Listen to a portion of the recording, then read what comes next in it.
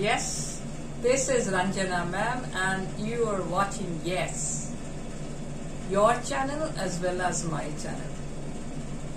And your waiting has ended, ISC students, especially I am talking of class 11 ISC. Many requests for MACBETH. So finally here it is. Yeah, the thumbnail tells you all. So there is no suspense, I know. The thumbnail tells you that yes, ma'am has finally come up with MACBETH. So what is MACBETH about? Who is MACBETH? So MACBETH is a tragedy. And in Shakespeare's tragedies we find in most cases a heroic figure. He stands above the rest, but due to some tragic flaw in his character, he suffers a downfall. But at the same time,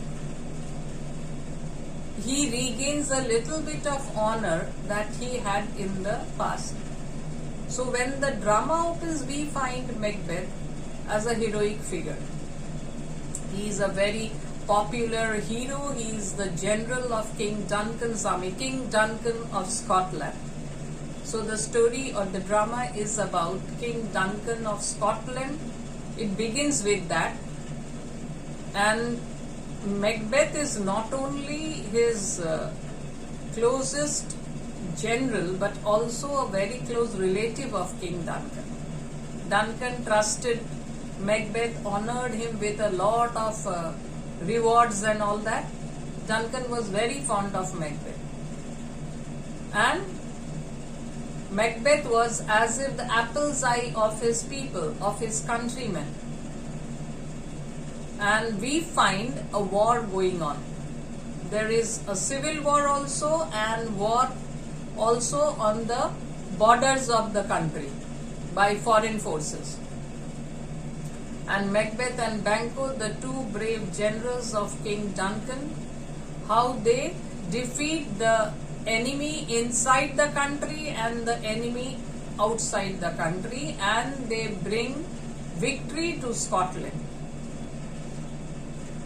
And naturally the King Duncan is very happy and he rewards MACBETH. But then there is an use of supernatural here also. Shakespeare's use of supernatural. So when the drama opens, yes, there are three witches, the famous witches of MACBETH. So in the very first scene, we find the witches. So Shakespeare's drama MACBETH opens with the supernatural, and this use of supernatural is to give the public a hint of what is going to happen and how the witches, they play a major role in this drama. They turn a very honest, loyal and a loving person, very trustworthy person, into a deplorable figure by sowing the seeds of ambition in him. More so, his wife gets influenced by the prophecies made by the witches. But the witches cheat on MACBETH. They tell truth, they tell something which is double meaning. And these double meaning words, they make MACBETH vulnerable to evil. And that makes MACBETH, the heroic figure, suffer a severe downfall when the drama ends. So the heroic character with a tragic flaw in him, which brings his downfall. Many of Shakespeare's tragedies are always a bit difficult also, because there involves a lot of thrill, emotion and disloyalty, crime. All these are together there in a tragedy. Same for in class 9 they have introduced Julius Caesar also, conspiracies. But finally the evil is outwitted by goodness. and finally the evil people, they are punished, they are defeated, and good reigns over evil. Macbeth is also a similar story or a similar drama. So when the drama opens, so before that let's get introduced to the characters. And yes, Act 1, Scene 1, but before that let's know who are the ones. So Duncan, King of Scotland, and then he has two sons, Donalbain and Malcolm. Donalbain plays a very short role in the play. It is Malcolm, the elder son. His role is important in comparison to Donalbain. And then you have Macbeth and Banquo. They are the two generals of King Duncan's army. And then Macduff, Lennox, Ross, Menteith, Angus and Caithness. These are all noblemen of Scotland.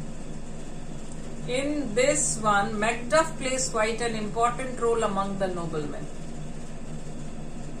Lennox and Ross, they are also important, but Macduff, yeah, you'll get to know later.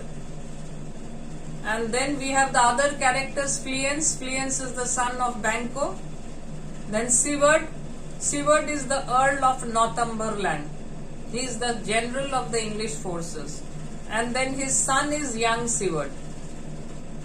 Then Satan, he is an officer who attends on Macbeth. Then Boy, he is the son of Macduff, who is brutally killed by Macbeth's hired assassins. And then you have an English doctor, a Scottish doctor, a soldier, a porter, and old man. These are minor characters.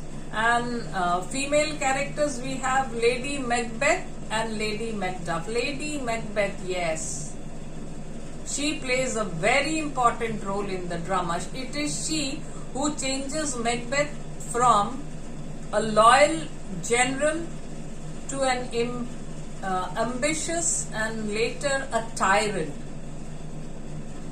whom everyone hates. So when the drama begins, he is the apple's eye of the people. They all love him. King Duncan dotes on him. And at the end of the drama, we find he is a tyrant who is beheaded, and even the audience feel that yes, justice has been served. Whatever he did, he has to pay for it. If you commit evil, evil will come back to you. And that is what happens in Macbeth also. And Lady Macduff, she is the wife of Macduff. She plays a small role.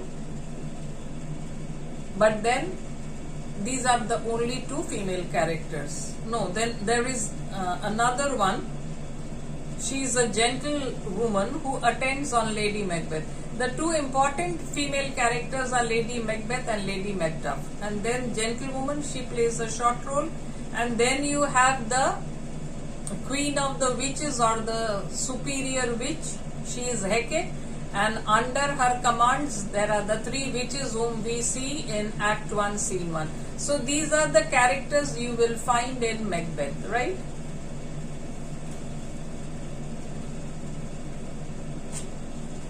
So in Act 1, Scene 1. So Act 1, Scene 1 sets the keynote of the drama Macbeth. And what do we find here? Three witches. So what are they doing? So it is an open place. The scene, where does the action of Act 1, Scene 1 take place? It is in an open heath. And what do we find? Thunder and lightning. So the weather is not really a pleasant one. And when the weather is evil, ominous, in this type of weather only you will find dark creatures, supernatural creatures, but dark ones, not positive ones, not negative characters. So three witches come. They are famous as the three witches of Macbeth. And first witch, when shall we three meet again? In thunder, lightning, or in rain? So she is asking her two other comrades, the second witch and the third witch. She is asking them, when are we going to meet again? Will we meet when there is thunder or lightning or rain? When will we meet? So as it is, there is thunder and lightning, and she is asking her other two comrades, when are we going to meet again? So what does the second witch answer? The second witch says, when the hurly-burly is done, when the battle's lost and won. So even they are aware, of course they will be aware much more than we human beings, that a war is going on.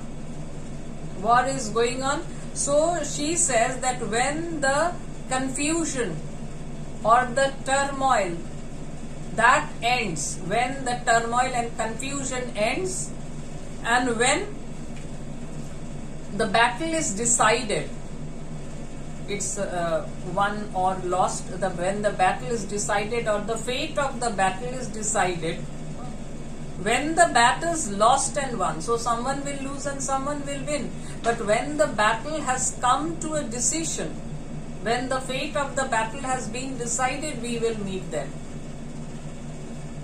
So what does the third witch say to this? That will be the set of sun.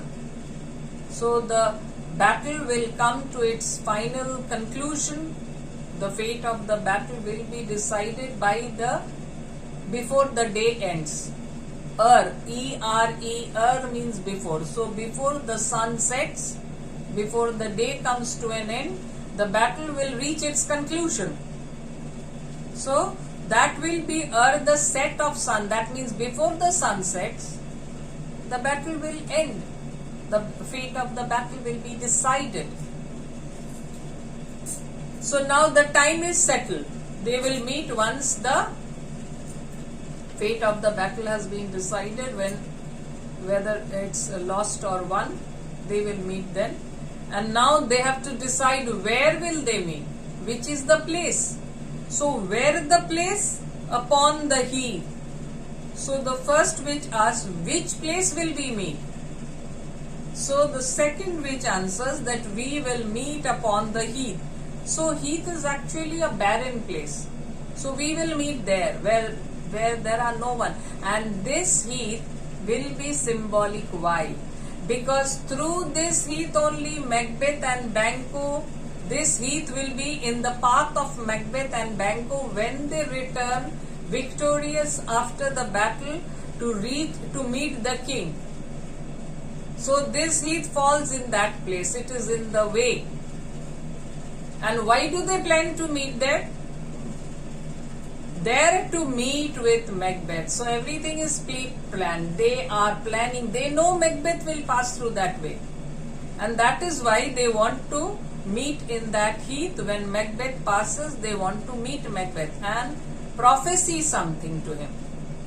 And this prophecy will change Macbeth's mindset, or rather his wife's mindset, and she's the person who goads Macbeth towards evil. Macbeth is ambitious, but he doesn't want to commit something evil. He wants to become the king. When he hears that he will be the king of Scotland, the witch's prophecy, but then he is not eager to commit something wicked to do it. But he is happy. Yeah, he is ambitious, but he doesn't want to do something wicked. But it is Lady Macbeth who goads him to do the evil. She says that yes, you can't sit and become the king also. You have to take a step. So here, where the place? Upon the heath. And the third witch says, there to meet Macbeth. We are going to meet Macbeth there. That is why we are going to meet upon the heath. And then the witches, they have their guiding spirits who call out to them. So the first witch says, I come, Grey Malkin. And what does the second witch say? Paddock calls. And the third witch, Annan. So Grey Malkin is actually supposed to be a grey cat. It is as if the guiding spirit of this witch. So that is why she is telling, yes, I am coming, grey cat, I am coming. Maybe an associate of this witch. And Paddock calls. So Paddock is the guiding spirit, or could be an associate of this second witch, which is an ugly toad. So the first one is a grey cat, Grey Malkin, The second one is paddock or a toad. So the toad is calling out. So this is maybe the attendant of the second witch or the associate of the second witch calling out to the second witch. The third witch only says anon. So I am coming soon. I am coming immediately. Third witch, we don't know who is the attendant or attendant spirit or the associate. First ones is the grey cat, second ones is the toad, and third one we are not told. Third one only says we are coming at once. And this chorus is important because it gives the audience an idea of what is going to happen. Just see the lines. Fair is foul and foul is fair. Hover through the fog and fill the air. So all three are shouting. So this is a chorus. So what do they mean by this fair is foul? So whatever is fair for the others, whatever is good for the others is evil for us. And foul is fair. And all that is foul for the others, it is good for us. That means they are evil creatures, creatures of darkness. As Banco calls them, instruments of darkness. So fair is foul and foul is fair. Hover through the fog and fill the air. And now they are hovering or flying through the fog and fill the air. Where they are going to some place, their attendant spirits are calling out to them, but they have already planned when they are going to meet again, and we come to know they are going to meet again when the war ends, and they will be meeting at the heath. Why? To meet Macbeth. So this is where our Act 1, Scene 1 ends. But it is a very short scene, but at the same time it prepares us for something ghastly. Fair is foul and foul is fair. So we can expect horror and very terrible things happening. Yes, conspiracies, murders, not one, quite a few murders. Macbeth, once he was hesitant to murder King Duncan. But after he kills Duncan and becomes the king, then he doesn't stop anymore. There is no stopping Macbeth after that. He keeps on committing one murder after another to safeguard his crown, safeguard his throne. He doesn't need the goading of Lady Macbeth then. She had given him the initial push to kingship. And later she retires into her own chamber, and then she has nightmares and all that. I love this character of Lady Macbeth, the sleepwalking scene. I remember when I was in college, I had done this role with a black gown and all that. But that was a black comedy Shakespeare. Not this Macbeth, but a part of it taken from Lady Macbeth and other characters and a black comedy. So anyway, that's different. So this line, fair is foul and foul is fair. So all the three witches, they say, and it is a stormy weather, and they decide. So the summary of this scene, they decide where to meet again. And these crude creatures, hateful creatures, which who are to be found in bad weather. Just see, their meeting is also in a bad weather, thunder and lightning.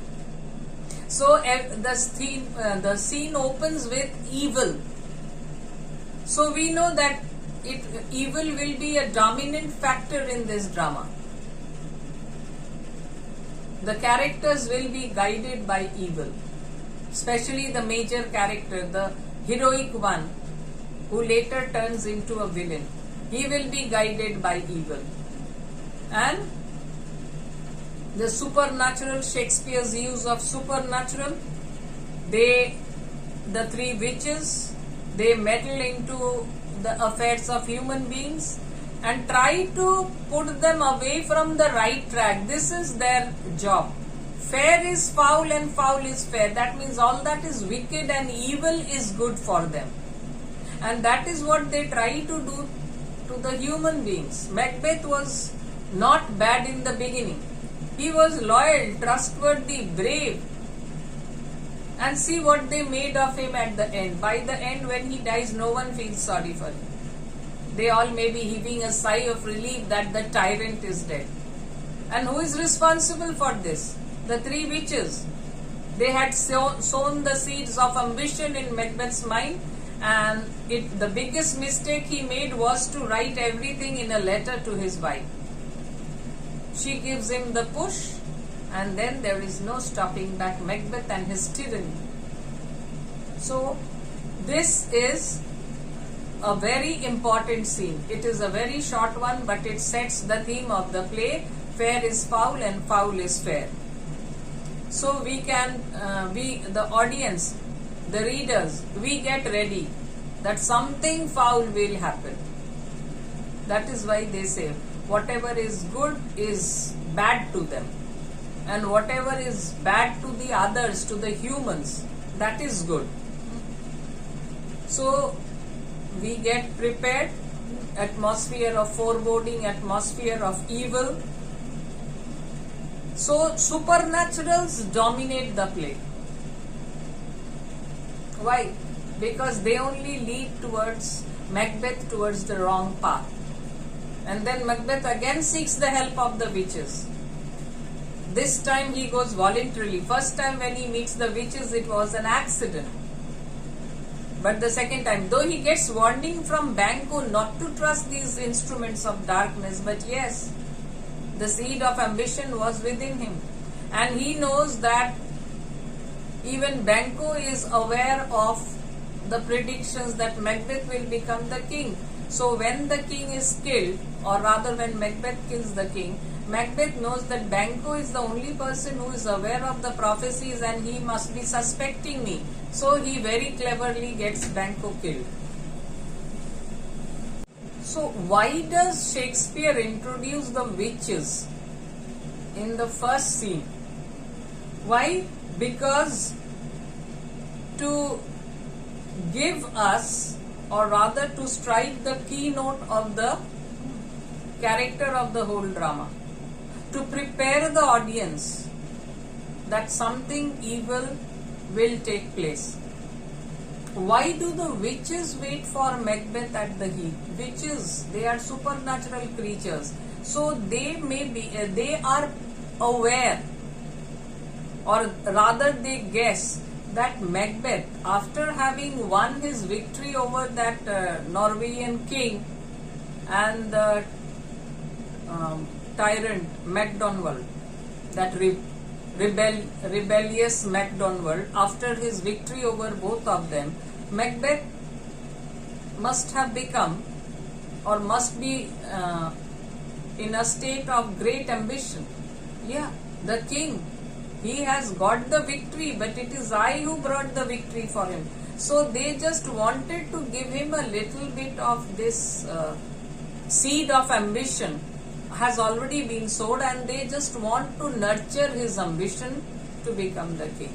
So that is why they plan to meet upon the heath to greet Macbeth with the prophecy. First one says Macbeth Thane of Glamis. First witch greets Macbeth as the Thane of Glamis when they meet. Second one wishes Macbeth as the Thane of Cawdor. And Macbeth was that time not the Lord of Cawdor. So he says, why are you addressing me in borrowed robes? The Thane of Cawdor is alive. And the third witch wishes him as the King of Scotland. And soon Macbeth finds that the second prophecy, or the second witch's prophecy, it is not the second prophecy, it is the first prophecy, but uttered by the second witch. The second witch had greeted him as the Thane of Cawdor, and within moments of the departure of the witches, this prophecy comes out to be true. And it is then that Macbeth takes the prophecy of the witches seriously, that if this one can be true, why can't the first one be true? Second prediction also be true. And it is then that he starts thinking about becoming the king. Though he is not so serious about it, but still the seeds of ambition has been sown within him. So that is why Act 1 Scene 1 is very important, because that is where the witches plan to put the wicked idea in the heart and mind of Macbeth. So yes, this is it, Act 1 Scene 1. It's a very short scene, but don't underestimate it. Why? Because it is you can get a full question on it. It is very important.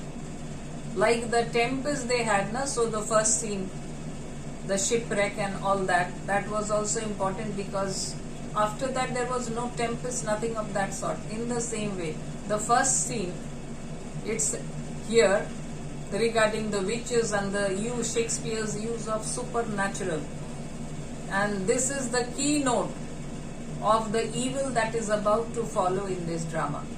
So yes, this is where Act 1 Scene 1 comes to an end, and yes, wait for my next videos on Act 1 Scene 2, where we get an idea of Macbeth and Duncan.